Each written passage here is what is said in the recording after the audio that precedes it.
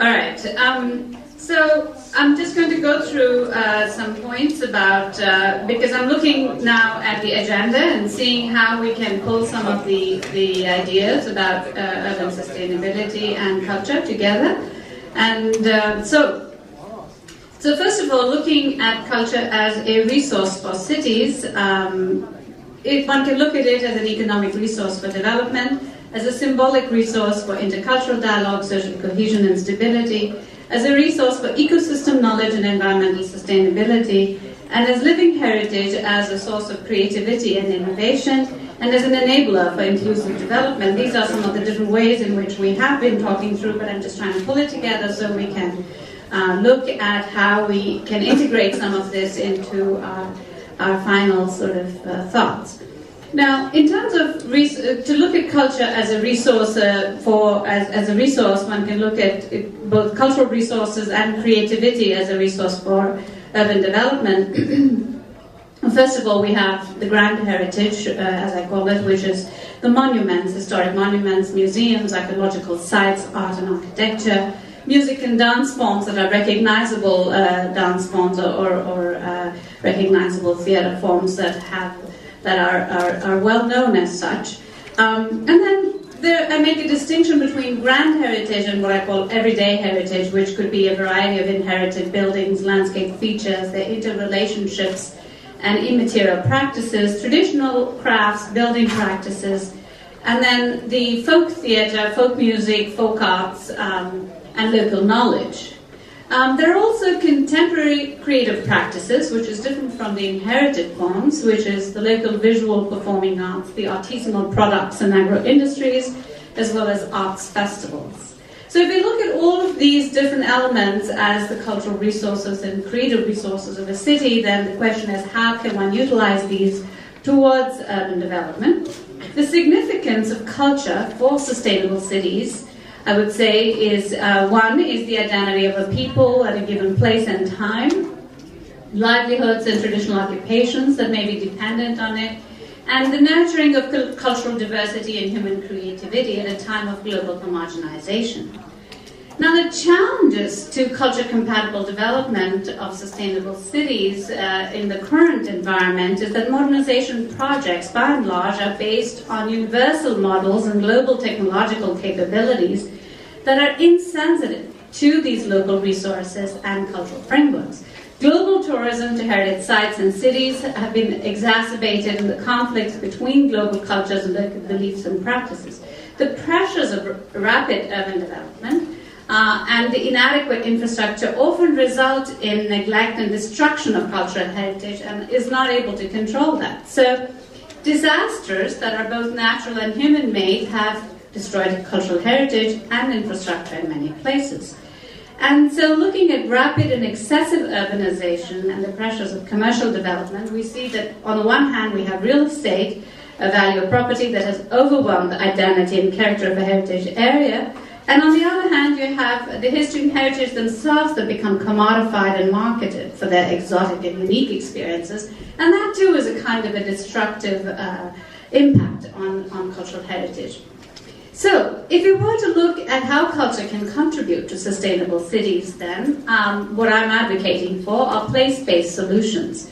One, to economic sustainability, two, to social sustainability, and now I'm breaking down the concept of sustainability sort of as a larger concept into more specific dimensions, to sustainability of the built environment, environmental sustainability, governance and management of cities, and to cultural resilience.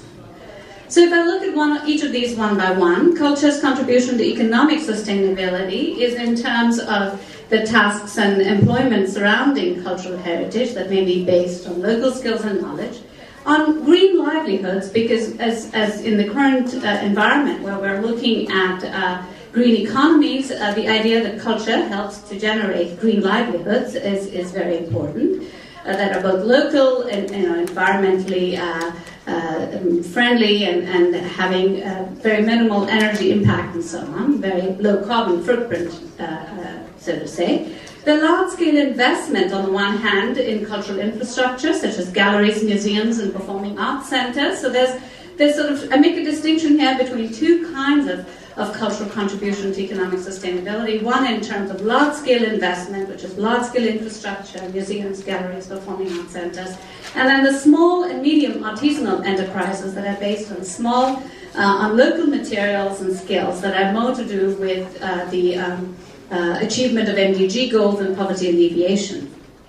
And that also entails then going beyond looking at small and medium scale enterprises to micro enterprises, because very often the artisanal community are only able to put in very, very, very small investments and sort of it's a survival mode, but it helps to overcome poverty, and to that extent it's really crucial to address that level of economic contribution.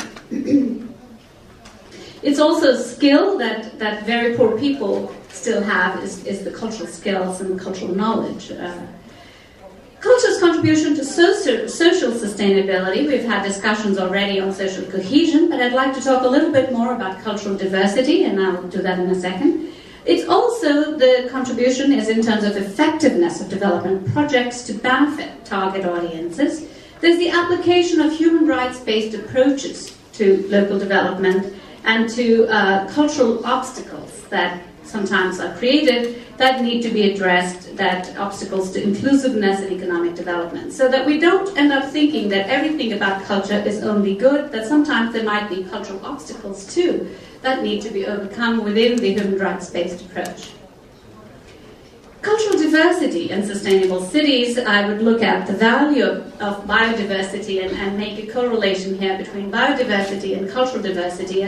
As you know, we're familiar with the idea of biodiversity being very important for the environment, but I'd like to emphasize that cultural diversity is just as important for healthy urban environments. So preserving the richness and diversity of people's creative genius then is important, and in a world which is pressure towards a dominant mode of homogenized modernity, recognizing a variety of ways of problem solving and thinking is very crucial.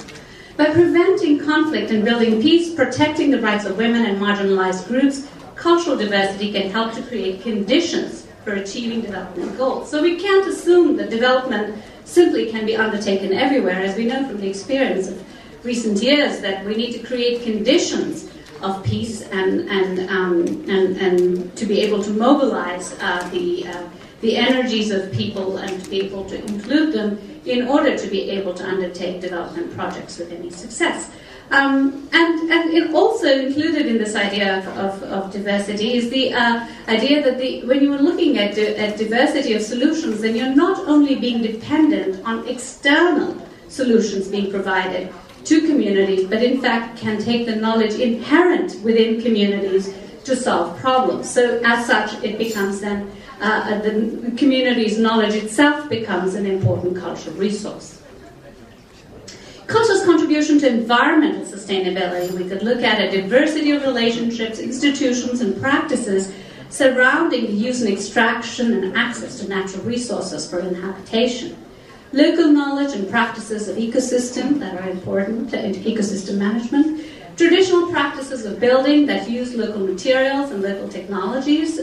Local knowledge of terrain, climate, and geomorphology that also goes into the building as well as into urban agriculture. Rainwater harvesting and systems of water management, which are in many cases handed down for centuries but are often lost along the way. Or are replaced by modern systems that are not always necessarily able to solve all the issues to address water provision for all people within those cities. Mitigating the impacts of natural disasters and adapting to the risks of climate change, emphasizing local knowledge solutions. So both in terms of addressing natural disasters and in terms of adapting to risks of climate change, which also has a lot to do with natural disasters. As we know, climate change has not only to do with the large-scale changes, but also with extreme events that create more and more disasters, can be addressed by emphasizing local knowledge and solutions to it. Culture's contribution to sustainable built environment we can look at in terms of built heritage that responds to very geographical, climatic, and historic aspects of a place. As I mentioned earlier, if you look at the everyday built environment, as in one of my earlier slides I mentioned, then those are aspects of the built environment that are related to the natural geography and climate of the place. And so looking at those systems are very important aspect of addressing sustainability. The adaptive reuse and restoration of historic built environments is both energy saving as well as very important for the memory and meaningful continuity of meaning of a place. Green building practices that adapt traditional construction technologies and local building materials. Urban environments that build on principles of design derived from local places are important in enhancing public spaces and identity, because especially in the current environment where we tend to have a huge division between public and private, a lot of the gray areas of semi-public spaces are being lost, not to mention public spaces themselves that are being radically reduced.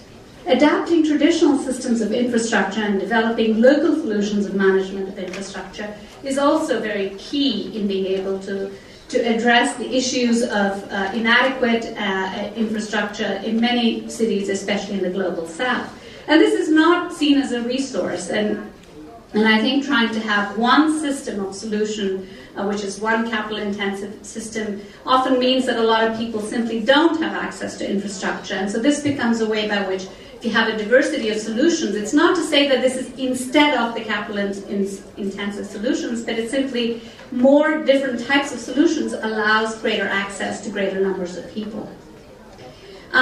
New development that is synergistic with the heritage, character, and identity. And here I want to recall the UNESCO Historic Urban Landscape approach and the recommendation, which is looking not only at grand heritage in terms of World Heritage cities or World Heritage monuments, but really at the heritage of a place as a complex, dynamic web of relationships between natural, built, and imagined landscapes.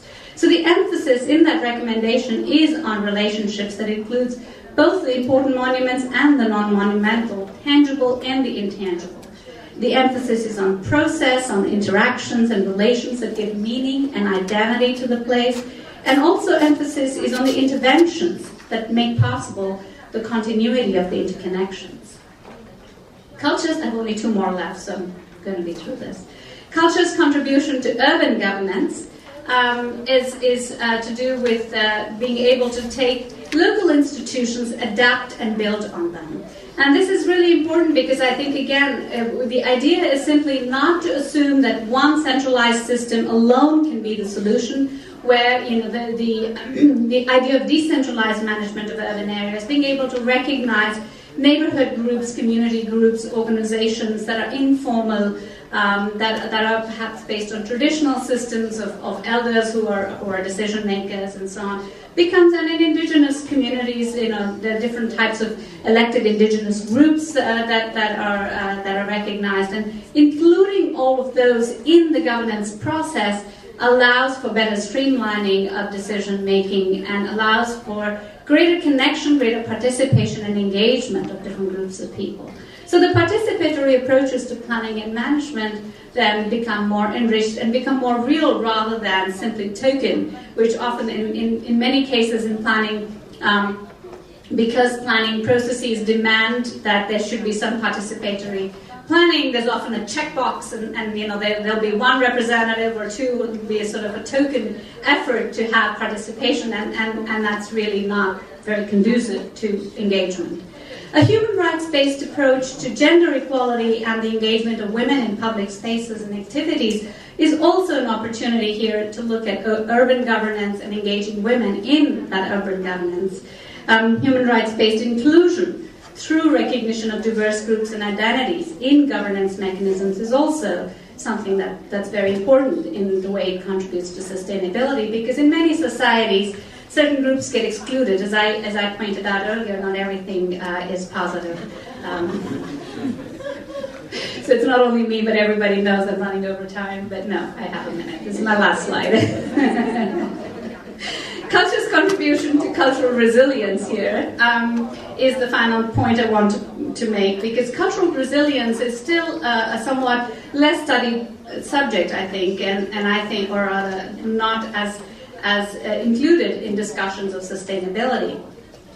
And if you think about culture as a storehouse of knowledge, recognizing and safeguarding the identity of various cultural groups, then the idea of being able to establish ways by which this, the knowledge and the meanings can have resilience and continuity despite pressures of various types, from wars to globalization, is very important. So the training and capacity building for transmitting cultural knowledge then is very crucial. Protecting the iconic and symbolic cultural forms, both tangible and intangible, is very important. The envoy for Haiti mentioned very movingly about the significance of culture in the opening session, and I think that it's very important here to recognize the iconic value of these cultural elements, and that it also enables and empowers communities as knowledge and solutions then in here within the communities.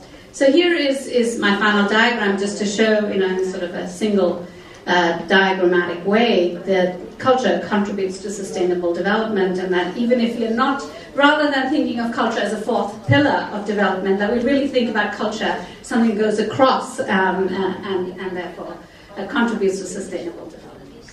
Thank you very much.